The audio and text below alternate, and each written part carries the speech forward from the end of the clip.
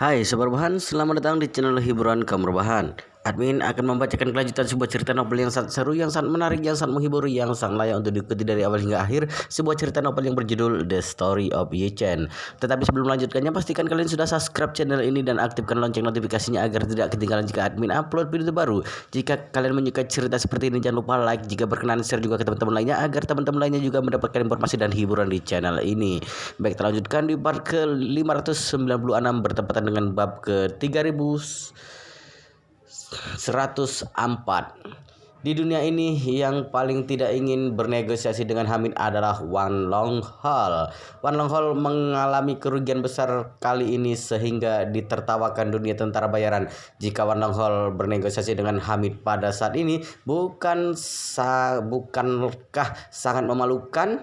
Tapi Chen Zhonglei juga tahu kalau tentara pemerintahan yang memegang kendali utama. Jika pemerintah bersedia bernegosiasi dan pihak mereka bersikeras tidak mau, maka kedua belah pihak akan berselisih.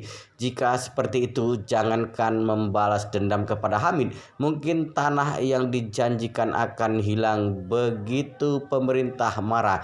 Jika seperti itu, Wan Longhol akan rugi. Yang lebih parahnya adalah mereka tidak bisa balas dendam dengan tentara pemerintah. Tentara bayaran hanyalah organisasi tidak resmi. Jika mereka berani melawan tentara pemerintah, maka pasti akan menyebabkan kemarahan internasional. Jadi dalam kondisi ini, dia hanya bisa memikirkan cara untuk menenangkan tentara pemerintah, karena mereka tidak akan berdaya kalau pemerintah memutuskan untuk bernegosiasi.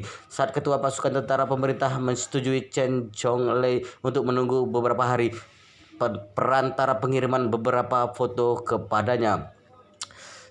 Perantara mengirimkan beberapa foto kepadanya.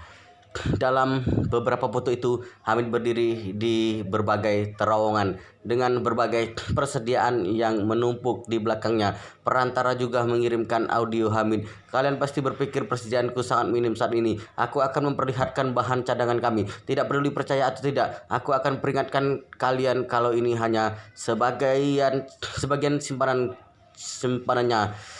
Kalian pertimbangkan saja, gak mau bernegosiasi atau tidak. Tekanan darah ketua pasukan pemerintah langsung naik setelah melihatnya. Tidak berlebihan kalau mengatakan cadangan Hamid lebih banyak daripada cadangan tentara pemerintah. Pemerintah sangat miskin saat ini dan kekurangan semua jenis pasokan. Tapi berbeda dengan Hamid, bahan makanan dan minuman Hamid menumpuk. Selain itu, Hamid juga sengaja memperlihatkan senjata dan peralatan yang disita. 2000 set peralatan canggih Amerika. Wan Longhol sudah membuatnya merinding. Pada saat ini dia mengerti satu hal: perang ini sama sekali tidak bisa dilakukan. Jadi dia ke kantor Chen Zhonglei dengan marah sekali lagi dan berkata begitu masuk. Chen Zhonglei, aku sudah memutuskan untuk bernegosiasi dengan Hamid sore ini. Jika Wan Longhol tidak mau ikut, maka aku sendiri yang akan melakukannya dan aku akan menarik pasukan setelah selesai membahasnya. Chen Zhonglei panik. Bukankah kita sudah sepakat untuk menunggu beberapa hari lagi? Kenapa kamu tidak tepati janji? Tepati janji? Dia melemparkan ponsel ke depannya dengan marah dan berkata dingin, kamu selalu mengatakan Hamid tidak bisa bertahan lama lagi. Lihatlah, apakah ini maksudnya tidak bisa bertahan lama lagi? Chen Zhonglei mengerutkan alis dan melihat ponsel, kemudian ekspresinya terlihat buruk. Dia tidak menyangka kalau Hamid ada begitu banyak bahan cadangan yang terlihat bahkan tidak masalah untuk bertahan selama setahun. Jadi dia bertanya, dari mana kamu mendapatkan foto-foto ini?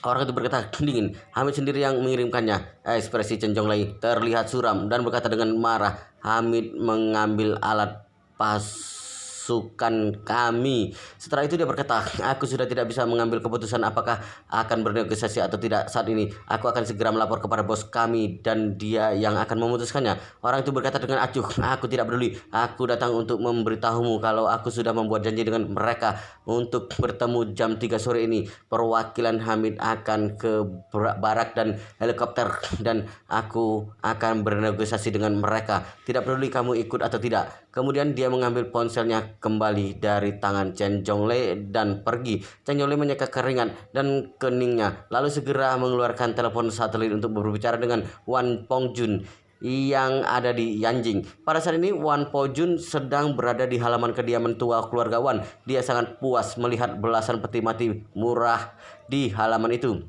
Peti mati ini terbuat dari papan kayu tipis dan lapuk. Meskipun dicat warna merah, tapi bisa dilihat kalau peti mati itu tidak terlalu rapat. Selain itu, bau cat sangat menusuk. Meskipun berada di ruangan terbuka, juga bisa merasakan bau yang tidak enak. Wan Pongjun berkata dengan puas kepada Lu Haotian ketika melihat begitu banyak peti mati murah. Lu Haotian, kamu membeli peti mati ini dari mana? Aku tidak pernah melihat peti sejelek ini selama hidupku. Lu Haotian berkata sambil tersenyum. Bos, peti mati ini sulit ditemukan. Aku membawa orang ke tempat paling miskin lalu menyuruh tukang kayu tua untuk mengerjakannya dalam semalam. Setelah itu dia mengetuk salah satu peti dan berkata, orang-orang mengatakan peti semakin tebal semakin baik, tapi ketebalan peti ini bahkan kalah dari kayu ranjang di desa. Tukang kayu itu berkata, meskipun daerah miskin seperti mereka, tapi tetap tidak ada yang bersedia menggunakan peti sejelek ini.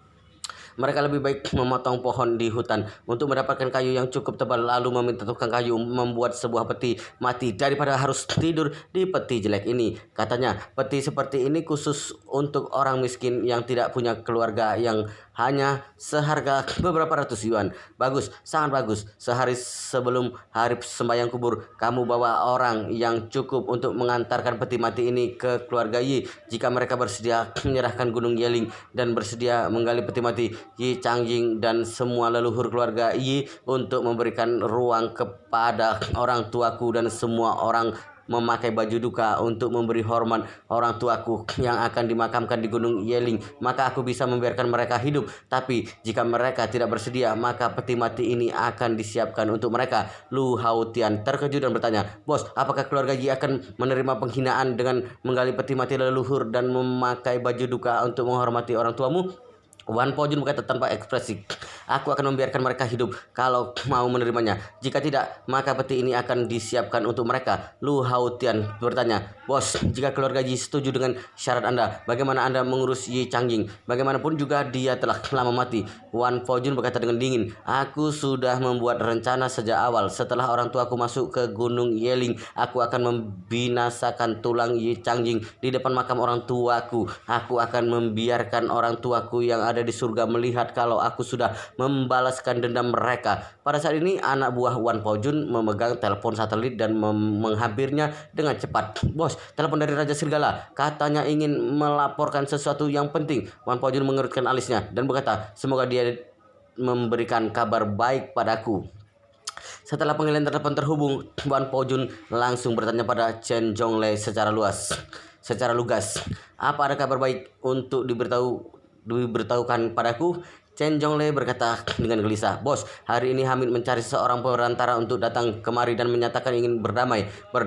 Wan Pongjun seketika berkata dengan marah, dia dan prajurit bawahannya harus bertanggung jawab atas lebih dari 2.500 tentara Wan Longhol milikku yang sudah berkorban. Aku tidak akan menerima hasil apapun selain memusnahkan mereka semua. Chen Zhonglei mengumpulkan keberanian dan berkata, bos, masalahnya sekarang adalah kita tidak bisa bertindak sama sekali pada Hamid. Satu-satunya cara adalah tetap berjaga di sini. Tapi jika terus seperti ini juga tidak bisa. Kerugian ekonomi yang kita dapatkan setiap harinya sangat serius, benar-benar tidak sepadan jika terus seperti ini. Wan Pongjun berkata dengan tegas, selama kamu benar-benar mengepung mereka dan tidak memberikan kesempatan untuk melarikan diri, maka tidak butuh waktu lama mereka akan kacau. Bahkan jika tidak kacau, mereka juga tidak akan bisa bertahan lama. Sekelompok orang tua di daerah pegunungan Timur Tengah, bagaimana mungkin mereka bisa berperang dengan cara mengulur waktu dengan kita pada saat seperti ini? Chen Zhonglei menghela nafas dan berkata, bos, masalah utamanya adalah Hamid sedari awal sudah menyimpan sejumlah besar persediaan untuk perang. Aku tidak berani mengatakan yang lain, tapi dengan jumlah bahan yang mereka miliki saat ini, 10.000 orang bisa bertahan selama 1 tahun penuh. Itu adalah pasti tidak ada masalah. Kita tidak bisa menemani mereka di sini selama 1 tahun penuh. Dan lagi sekarang pasukan pemerintah juga sudah akan pergi. Chen Jonglei melaporkan situasinya saat ini secara terperinci pada Wan Pojun. Ketika Wan Pojun mendengar situasi ini, dirinya seketika menjadi marah. Dia memaki dengan kasar. Chen Jonglei, selama bertahun-tahun sejak Wan Long Hall berdiri, aku belum pernah menderita kerugian sebesar ini, belum pernah dipermalukan seperti ini, dan tidak pernah menempatkan diriku dalam situasi pasif seperti itu. Kamu benar-benar sudah memecahkan beberapa rekor. Chen Jonglei saat ini juga memiliki banyak keluhan.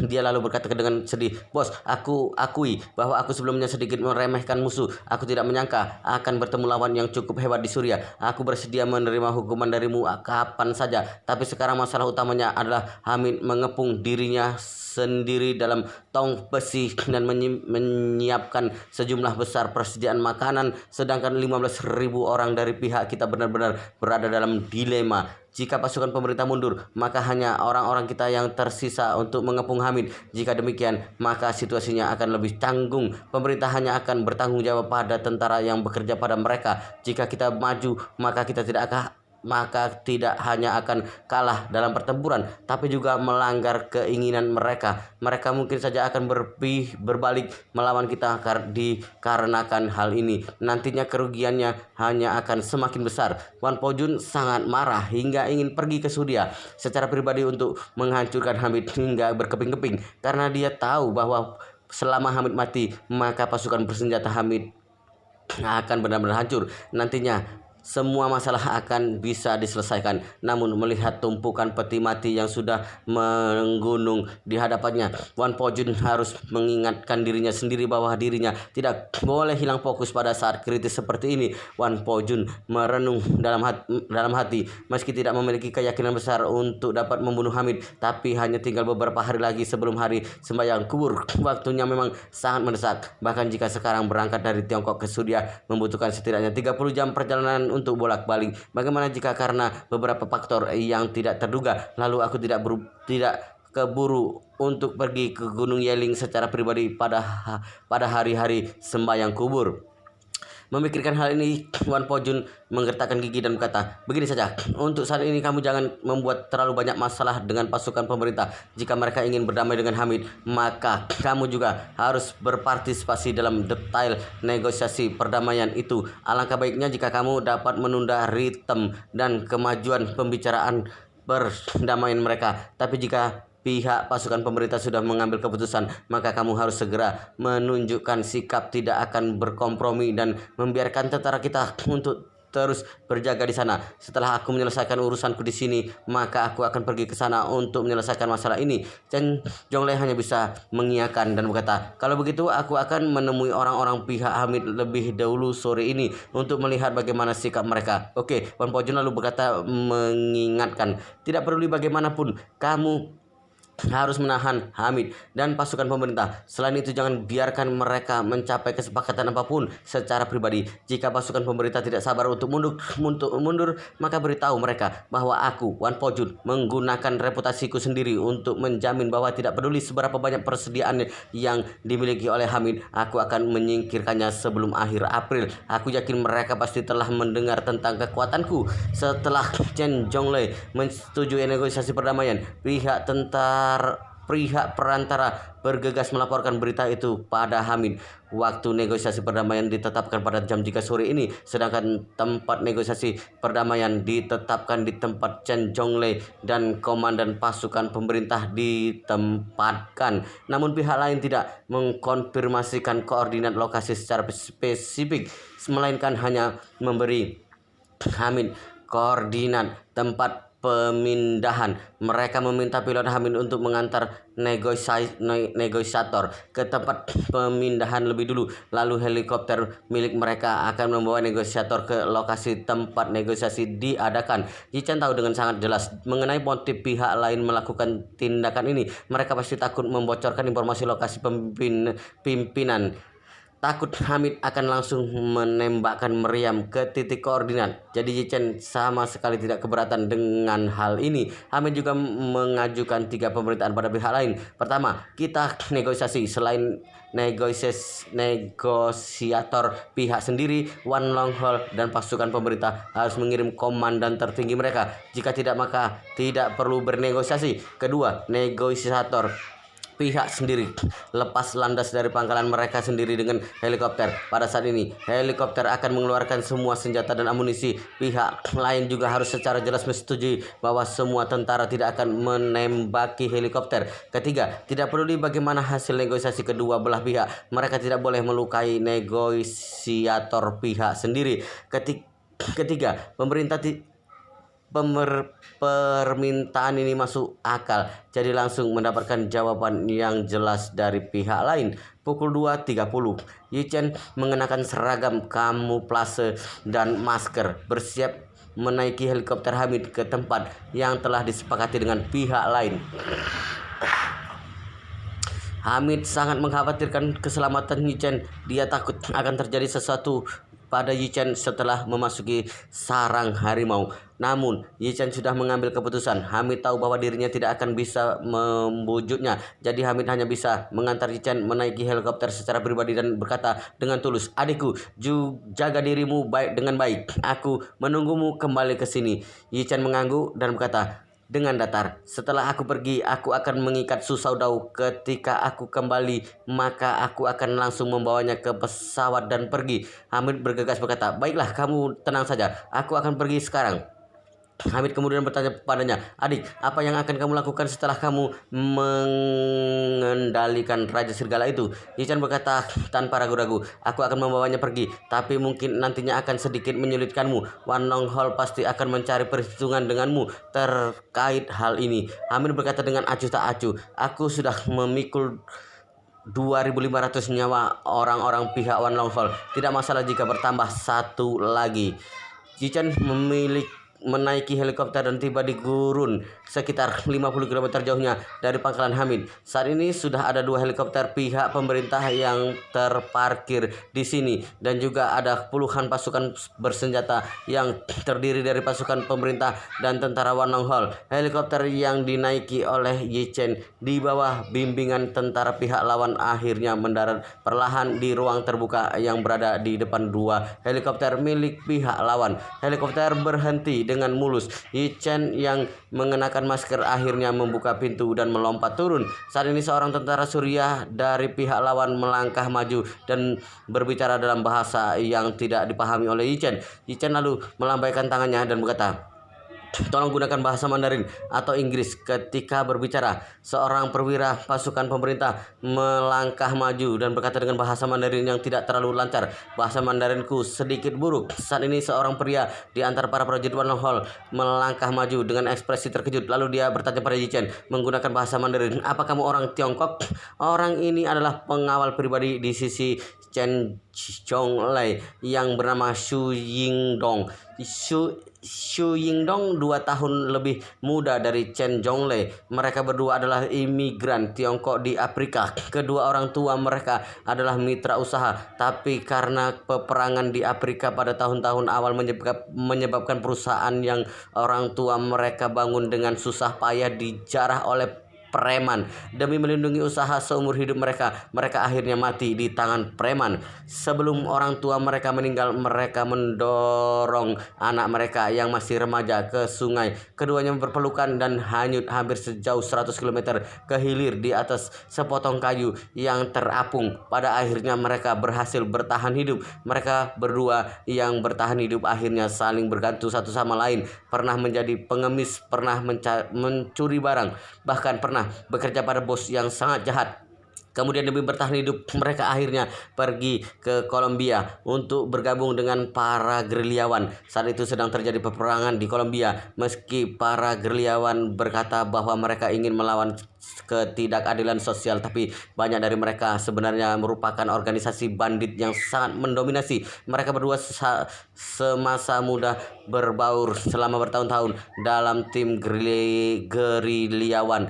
Bisa dianggap mereka memiliki pengalaman perang yang luar biasa. Kemudian ketika bertemu dengan Wan Pojun, mereka lalu bergabung dengan Wan Long Hol. Namun kemampuan Xu Yingdong jauh lebih rendah dibandingkan Chen Zhonglei. Seiring dengan meningkatnya karir Chen Zhonglei di Wan Long Hol, Xu Yingdong benar-benar tidak dapat mengimbanginya. Namun karena rasa persaudaraan yang dalam di antara Chen Zhonglei dan dirinya, karena pernah hidup dan mati bersama. Jadi Chen Zhonglei membawa Su Yindong di sisinya dan berusaha sebisa mungkin agar Su Yindong mendapatkan gelar prajurit bintang 3. Bisa dikatakan Su Yindong adalah prajurit bintang 3 dengan kemampuan perang terburuk di seluruh Wan Long Hall. Namun karena Su Yindong adalah pengawal pribadi Chen Zhonglei, dia tidak perlu memimpin pasukan untuk bertarung secara langsung. Jadi yang lainnya juga tidak terlalu mempermasalahkannya. Saat ini Yi Chen menatap Su Yindong yang tampaknya seumuran dengannya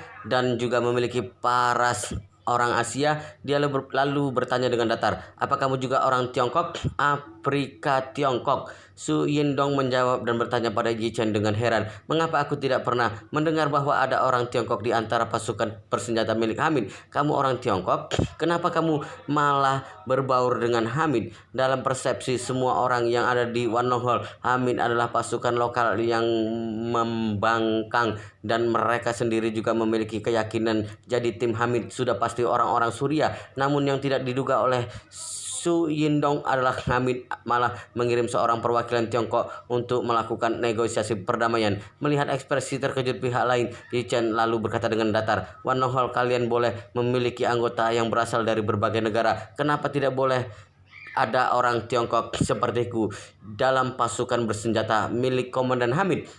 Su Yindong tertegun sejenak. Dia tidak menyangka pria di hadapannya ini ternyata berani membandingkan dengan anggota Wan Long Hall. Hati Su Yindong merasa sedikit marah. Seketika Su Yindong berkata dengan sangat arogan, "Wan Long Hall, kami adalah organisasi tentara bayaran yang mengumpulkan tentara bayaran top di seluruh dunia.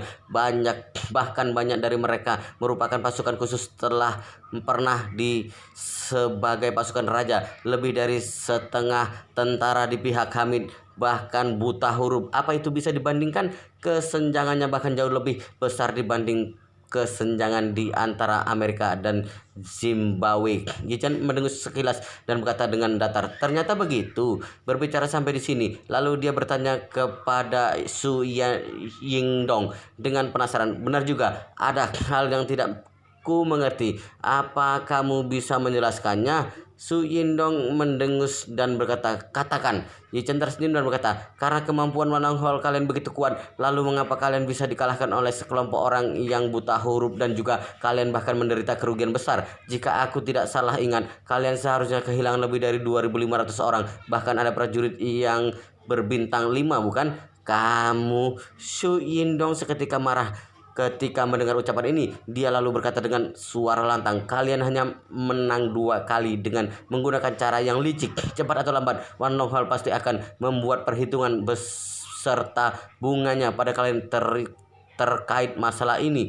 Yi Chen tersenyum dan berkata, "Kalau begitu kami sangat menyambutnya. Kamu tidak tahu bukan bahwa tentara kami selalu mengeluh dan berkata dengan mereka gatal setiap harinya. Mereka ingin membunuh beberapa tentara Wan Long Hall untuk bersenang-senang. Hanya saja kalian terlalu pengecut. Mereka sudah menunggu selama beberapa hari tapi kalian masih belum mulai menyerang lagi. Jujur saja, Wan Long Hall benar-benar sangat mengecewakan." Su Yindong memaki dengan wajah yang sudah memerah. "Bocah, jaga ucapanmu." Yi Chen mengerutkan kening dan berkata dengan remeh, "Jaga ucapanku? Jaga ucapanmu? Siapa kamu?" "Jaga ucapanku, siapa kamu? Aku datang kemari untuk bernegosiasi dengan kalian dan bukannya untuk melihatmu yang bertindak sok." Yi Chen lanjut berkata dengan ekspresi tidak senang, "Lebih baik kamu enyah dari sini. Pihak kami tidak perlu bernegosiasi dengan pihak Wan Long Hall. Kelak bisa lanjut bertarung atau bisa juga lanjut bertahan seperti ini. Tidak peduli apapun keputusan kalian. Kami akan menemani sampai akhir. Mulai sekarang aku hanya akan bernegosiasi dengan perwakilan dari pasukan pemerintah." Su Yindong tidak menyangka Yi Chen akan bersikap seperti ini. Selain itu sikap Yi Chen juga sangat keras. Untuk sesaat Su Yindong merasa marah dan cemas. Su Yindong tahu bahwa Chen Zhonglei bahkan termasuk bos pemimpin mereka sendiri juga tidak berharap untuk bernegosiasi dengan Hamid. Namun situasi saat ini adalah Wan Long Hall tidak dapat memisahkan diri dari pasukan pemerintah dikarenakan masalah negosiasi perdamaian. Jika tidak begitu pasukan pemerintah berbalik melawan mereka, maka masalah Wan Long Hall yang ingin mendirikan pangkalan di Suriah akan sia-sia. Karena itu meski Su Yindong menolak negosiasi perdamaian ini dari lubuk hatinya, tapi Tapi pihak Wan Long Hall tetap harus berpura-pura. Kemudian mereka akan mencari cara untuk mengulur waktu hingga tanggal 5 April. Jika karena ucapannya lalu pihak Hamid langsung tidak bersedia melanjutkan pembicaraan dengan Wan Long Hall, maka nantinya situasinya akan terlalu pasif ketika bernegosiasi dengan pasukan pemerintah. Jadi Su Yindong hanya bisa menahan diri dan berkata dengan nada meminta maaf, "Saudaraku, kita sama-sama keturunan Tiongkok, kita sama-sama mempertaruhkan nyawa di luar negeri demi kelangsungan hidup. Jadi tidak perlu sampai terjadi keributan yang tidak menyenangkan, bukan?"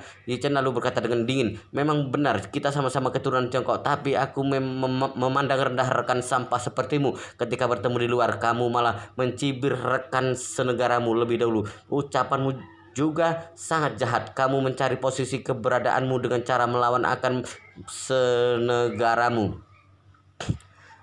melawan rekan senegaramu.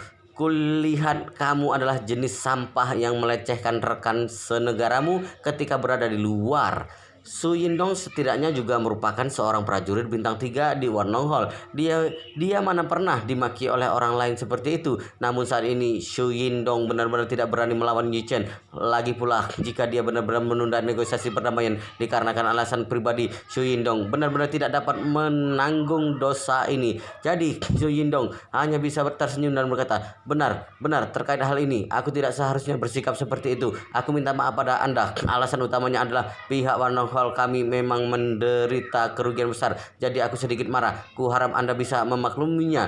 Yi Chen meliriknya sekilas dengan remeh dan berkata dengan dingin, "Ingat, kelak bersikaplah lebih rendah hati ketika berada di luar. Bersikaplah lebih murah hati. Jangan mempermalukan rekan senegaramu." "Yang Anda katakan benar." Su Yindong mengangguk sambil membungkuk dan berkata, "Anda tenang saja. Kalau aku pasti akan bersikap rendah hati dan juga murah hati." Setelah selesai berbicara, Su Yindong berusaha menanggung penghinaan yang diterimanya dan berkata pada Yi Chen dengan ekspresi memohon, "Saudaraku, aku yang salah terkait masalah tadi. Aku sudah menyadari kesalahanku, jadi kumohon Anda tidak mempermasalahkannya. Sekarang waktunya mendesak. Komandan pihak kami dan juga komandan dari pasukan pemerintah sedang menunggu. Bagaimana jika kita bergegas berangkat?"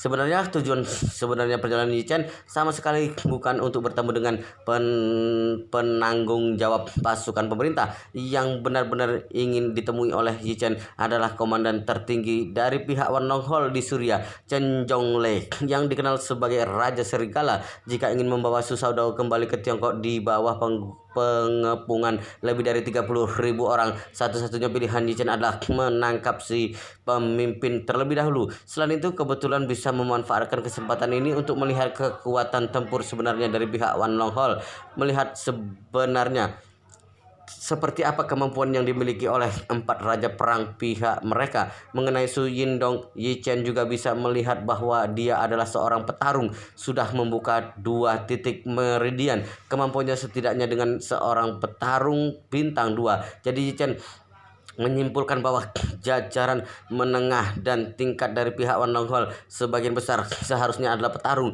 Yi Chen menakuti Su Yindong sepenuhnya karena dia tidak senang padanya. Selain itu, Yi Chen juga sangat jelas bahwa pihak Wan Long Hall pasti takut terjadi negosiasi perdamaian secara pribadi antara pihak Hamid dengan pihak pasukan pemerintah. Jadi Yi Chen juga sangat yakin dirinya bisa menekan Su Yindong. Benar saja, saat ini Su Yindong takut Yi Chen akan berbalik melawannya. Jadi Su Yindong hampir saja berlutut di lantai dan memohon padanya. Melihat tampilan mengenaskan Su Yindong, suasana hati Yi Chen sudah sedikit lebih baik.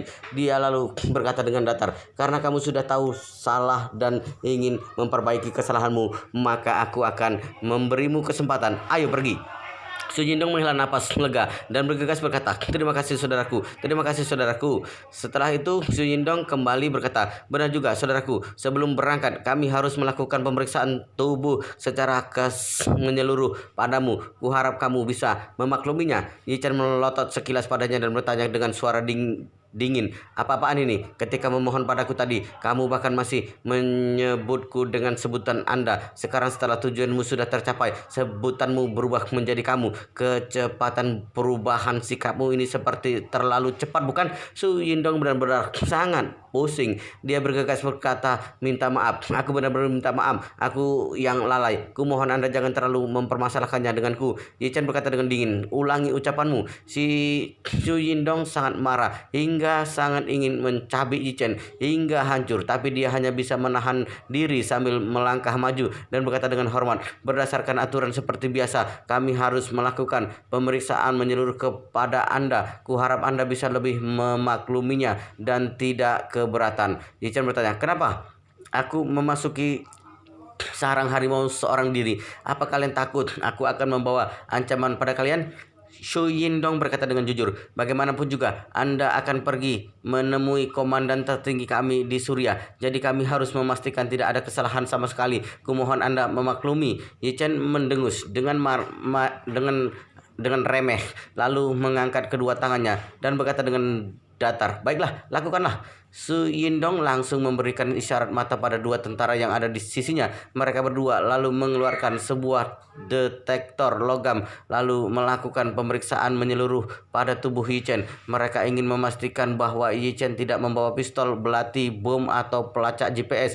Ye Chen tahu bahwa pihak lain pasti akan melakukan pemeriksaan padanya. Jadi dia bahkan tidak membawa ponsel. Jadi setelah pihak lain memeriksa dengan hati-hati beberapa kali dan tidak menemukan keanehan, akhirnya mereka merasa lega. Kemudian Su Yindong berkata pada Ye Chen, benar juga, bisakah Anda melepas masker yang Anda pakai? Ye Chen menolak dengan tegas, tidak bisa.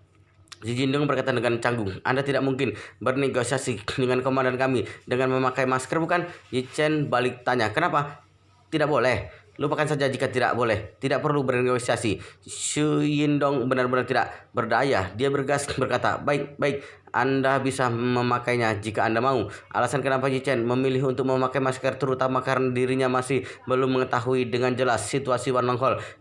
Jika Ye Chen menunjukkan wajah aslinya saat ini dengan tertangkap oleh kamera CCTV atau terekam oleh pihak lain, dirinya khawatir pihak lain dapat dengan mudah menemukan identitas aslinya. Lagi pula teknologi pengenalan wajah saat ini sangat berkembang. Jadi saat seperti ini lebih baik lebih berhati-hati. Lagi pula Ye Chen juga tidak memiliki kemampuan untuk melawan organisasi tentara bayaran dengan puluhan ribu orang seorang diri. Melihat dirinya tidak bisa menekan Ye Chen, sebaliknya malah Su Yindong yang ditekan oleh Ye Chen. Jadi Su Yindong tidak bersikeras dan hanya ingin segera membawa Ye Chen pergi untuk menyelesaikan tugasnya secepat mungkin. Jadi Su Yindong membawa Ye Chen menaiki helikopter yang sudah disiapkan sedari tadi. Mereka pergi ke markas garis depan pihak lain. Setelah terbang sekitar 10 menit, helikopter akhirnya mendarat perlahan di depan sebuah rumah pabrikan. Rumah-rumah pabrikan ini semuanya merupakan tempat tinggal pasukan pemerintah dan juga perwira senior pihak Wan Long Hol. Tempat ini memang jauh lebih baik jika dibandingkan dengan tenda. Selain itu, tidak peduli di tenda atau rumah pabrikan, di atasnya dibangun sebuah penutup kamuflase. Jika dilihat dari atas, merupakan sebuah kamuflase yang sangat padat. Memang sangat sulit membedakan di mana kamp prajurit ditempatkan.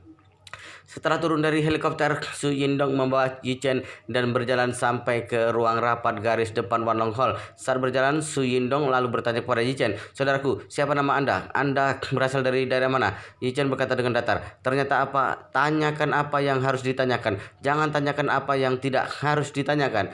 Su Yindong mengertakkan giginya dengan sangat keras hingga giginya hampir hancur. Tapi dia hanya bisa berkata dengan rendah hati, bukan begitu. Nanti aku harus memperkenalkan Anda pada komandan kami. Setidaknya harus menyebutkan nama, bukan?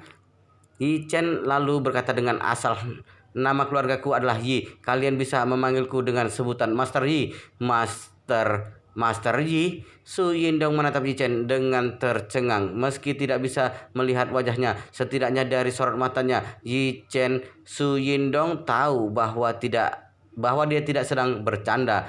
Su Yindong benar-benar merasa sangat kesal dan berpikir dalam hati, sial, sebenarnya dia itu master apa? Kemampuan bersikap sombongnya benar-benar sangat hebat. Apanya yang Master Yi? Master apanya? Apa master yang suka buat orang marah? Meski kesal, tapi Su Yindong tetap berkata dengan hormat, ternyata adalah Master Yi. Senang bertemu dengan Anda. Aku adalah Su Yindong, seorang prajurit bintang 3 di Wan Long Hol. Prajurit bintang 3? Ye Chen bertanya dengan penasaran. Disponsori oleh Korea Selatan. Su Yindong bertanya dengan ekspresi bodoh. Tuan Yi, oh bukan, Master Yi, apa maksud Anda? Aku tidak mengerti. Yi Chen berkata dengan santai. Bukankah kamu berkata bahwa kamu adalah seorang prajurit bintang 3? Aku bertanya padamu, apa gelarmu itu disponsori oleh perusahaan Samsung dari Korea? Su Yindong benar-benar ingin mati. Dia lalu berkata menjelaskan, Master Yi, Anda sangat pandai bercanda. Prajurit bintang 3 adalah tingkat prajurit perang di Wanlong Hall. Yang paling rendah adalah bintang 1 dan yang tertinggi adalah bintang 5. Aku bintang 3. Jadi karena itu gelarku prajurit bintang 3. Ketika Jichen mendengar ucapan ini, tanpa sadar dia mengerutkan keningnya dan berpikir dalam hati, Su Yindong adalah petarung bintang 2. Jika seorang petarung bintang 2 dapat digolongkan sebagai prajurit bintang 3 di Wanlong Hall, maka bukankah kemampuan prajurit bintang 4 setidaknya adalah petarung bintang 3? Apa prajurit bintang 5 mencapai kekuatan petarung bintang 4? Jika begitu, maka pemimpin mereka setidaknya harus memiliki kekuatan seorang petarung bintang 5 atau bahkan lebih tinggi, bukan? Jika benar seperti itu, maka kekuatan Wanlong Hall memang sangat menakutkan. Ada begitu banyak keluarga seni bela diri di dalam negeri saat ini. Hanya Tuan He dan keluarga He yang berhasil menembus tingkat petarung bintang 4 dengan bantuanku. Tapi Wanlong Hall setidaknya memiliki banyak petarung bintang 4 di ke atas. Memikirkan hal ini, Ye Chen lalu bertanya, kudengar selama perang beberapa hari yang lalu, tentara pihak kami membunuh salah satu prajurit bintang 5 pihak kalian. Kemampuan orang itu seharusnya jauh lebih kuat darimu, bukan? Su Yindong mengertakkan giginya dan berkata, yang Anda bicarakan adalah jenderal bintang 5 pihak kami, Lu Janjun. Kemampuannya jauh lebih hebat dariku. Dia merupakan salah satu yang terkuat di antara ratusan prajurit pihak kami. Ye Chen mencabik lalu menggelengkan kepalanya dan berkata, sepertinya tidak peduli seberapa kuat, tetap saja takut pada peluru, berlatih dengan keras seumur hidup, alhasil malah ditembak dan mati terbunuh oleh seorang suriah yang buta huruf. Menurutmu bukankah itu sangat rugi? Mendengar ucapan ini, Su Yindong menjadi semakin marah. Su Yindong memiliki hubungan yang cukup baik dengan Lu Janjun. Sekarang ketika mendengar pihak lain sedang menyindir Lu Janjun, dia tentu saja merasa sangat kesal dan marah. Namun apa yang dikatakan oleh Jichen juga tidak bisa dibantah olehnya. Apalagi sebutan para prajurit Hamin yang buta huruf memang dikatakan sendiri olehnya tadi. Kemampuan Lu Janjun memang sangat kuat. Jika ada beberapa tentara yang menembaknya dengan senapan mesin, dia benar-benar memiliki peluang besar untuk melarikan diri dan juga membunuh pihak lawan. Namun dalam pertempuran terakhir, Lu Janjun, dia dan banyak pasukan elit Wanlong Hall dikepung oleh beberapa titik tembak peluru senapan mesin dari segala arah membentuk sebuah jaringan tembak. Senapan mesin berkaliber 12,7 mm, bahkan seekor gajah Afrika seberat 10 ton juga bisa terbunuh dalam satu tembakan. Jadi meski Lu Janjun adalah prajurit bintang 5 sekalipun, dia juga sama sekali tidak berdaya. Kebencian Su Yindong terhadap Ye Chen sudah begitu besar, bisa dikatakan dia dengan kuat menahan keinginannya untuk menarik pistol. Su Yindong mengertakkan gigi dan membawa Ye Chen ke depan pintu ruang rapat. Kemudian Su Yindong mengetuk pintu. Seseorang yang ada di dalam lalu berkata, masuk. Su Yindong membuka pintu dan berkata pada pria keturunan Tiongkok yang duduk di seberangnya, Komandan, perwakilan negosiator dari pihak Amin, Master Yi, sudah tiba. Saat ini di ruang rapat, Chen Zhonglei dan komandan dari pihak pasukan pemerintah sedang duduk dengan tegap. Chen Zhonglei sedang memikirkan cara bagaimana mengganggu secara halus niat pihak Hamid dan pasukan pemerintah untuk menegosiasikan perdamaian. Ketika tiba-tiba mendengar ucapan Su Yindong, dirinya seketika sedikit bingung dan tanpa sadar bertanya, siapa nama negosiator yang tadi kamu sebutkan? Su Yindong berkata dengan canggung, Master Yi. Setelah selesai berbicara, Su Yindong bergegas pergi dan berkata pada Ye Chen yang ada di belakangnya, Master Yi, silakan Anda masuk. Ye Chen mengangguk, meletakkan kedua tangannya di belakang punggungnya, lalu berjalan masuk ke dalam dengan santai. Begitu memasuki pintu, Ye Chen melihat Chen Zhonglei yang duduk di meja rapat. Meliriknya sekilas, Ye Chen menemukan bahwa Chen Zhonglei memang bukan orang biasa. Dilihat dia berusia berusia sekitar 30-an tahun dan 8 titik nadi utamanya sudah terbuka hingga 6 titik. Ini pertama kalinya Yi Chen bertemu dengan petarung yang bisa melewati 6 titik nadi utama. Dengan kekuatan setingkat ini, pada dasarnya dia bisa membuat kota Jinling melayaninya, termasuk Tuan He dan juga semua anggota keluarga He. Di saat bersamaan, Yi Chen tidak bisa menahan diri dan merasa bahwa Hamid sangat beruntung jika Hamid tidak dibantu olehnya untuk mempersiapkan semua ini. Hanya Chen Zhonglei seorang diri saja dapat dengan mudah menyelinap ke markas Hamid, kemudian memenggal kepalanya. Tidak heran setelah Wan Longhol mulai bekerjasama dengan pihak pasukan pemerintah, mereka bagaikan tidak memiliki halangan. Memiliki seorang ahli yang memimpin seperti ini, para pihak pembangkang di Suriah sama sekali bukan lawannya. Namun justru karena Hamid telah sepenuhnya meningkatkan pertahanan, kemungkinan tindakan pemenggalan yang akan dilakukan Chen Zhonglei bisa dibatasi. Meski Chen Zhonglei adalah petarung bintang 6, tapi kemampuannya jauh melebihi orang biasa. Tubuhnya juga sudah mencapai kondisi sekeras dinding tembaga. Tapi jika benar-benar berada di bawah jaringan senapan mesin, dirinya juga akan terbunuh. Memikirkan kematian tragis Lu Janjun juga membuat Chen Zhonglei sangat ketakutan. Jadi dia tidak mengambil tindakan untuk memenggal Hamid. Ketika Chen Zhonglei melihat Yi Chen masuk, ekspresinya cukup terkejut. Dia lalu bertanya tanpa sadar, kamu adalah orang Tiongkok? Ya, Yi Chen langsung pergi ke sisi yang berlawanan dari Chen Zhonglei dan duduk. Lalu dia berkata dengan datar, "Aku adalah penasehat militer Komandan Hamid dan juga merupakan satu-satunya perwakilan dalam negosiasi perdamaian kali ini. Aku memiliki wewenang penuh untuk bernegosiasi dengan kalian atas nama Komandan Hamid."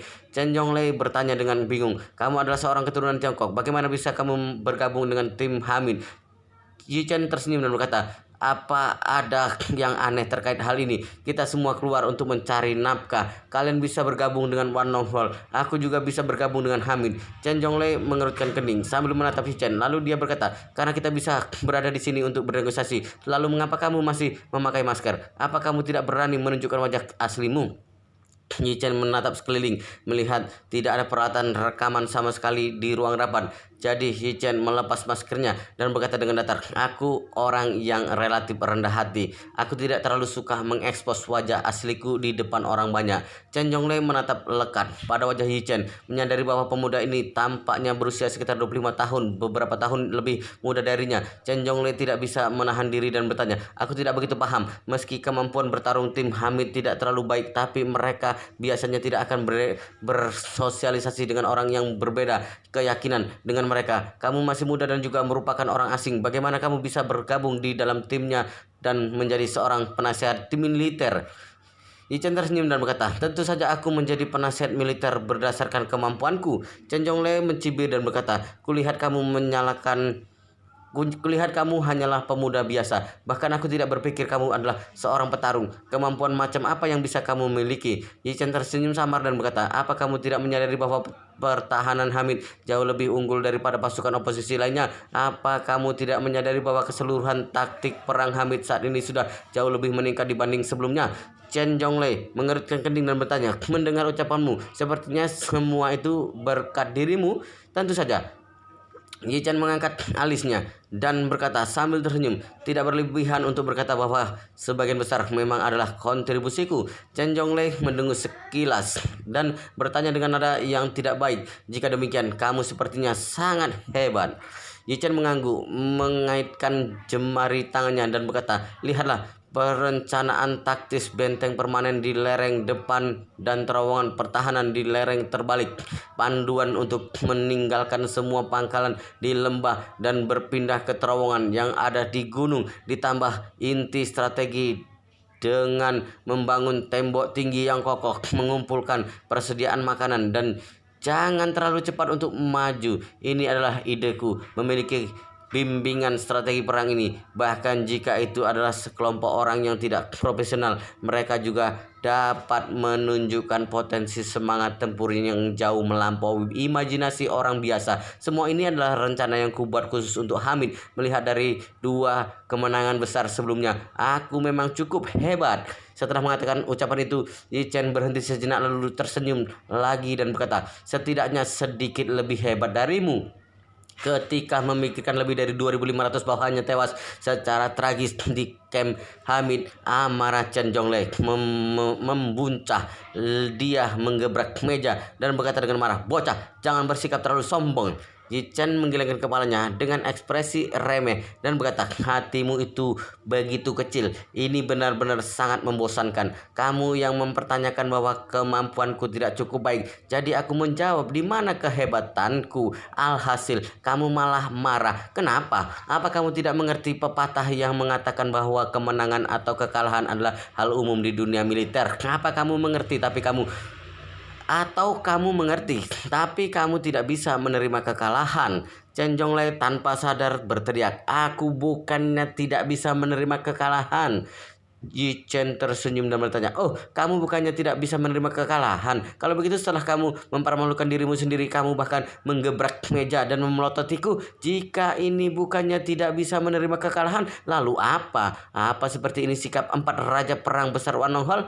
Chen Zhonglei tidak menyangka kata-kata Yi Chen begitu tajam. Kata-kata Yi Chen membuatnya sangat marah, tapi dia tidak tahu bagaimana cara melampiaskannya. Chen Zhonglei sangat jelas bahwa jika kalah,